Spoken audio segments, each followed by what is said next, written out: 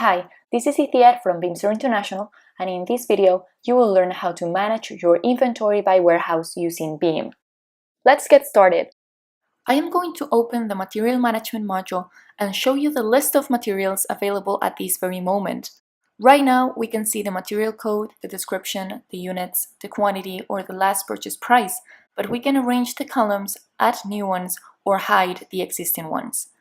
I am going to look for one of the items in the system. This filter in particular belongs to the truck parts group and then to the filter subgroup. It is something measured in pieces, and we could go further and let BIM know if this is a tool or a spare part. Here companies could add their own codes in case they were recording information not contemplated so far on BIM. We can add a few notes in the next tab and also manage the warehouse parameters.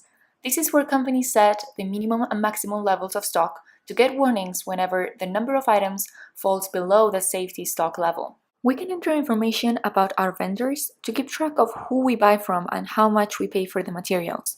We could have substitutes for some of those materials. We could include serial numbers or upload documents.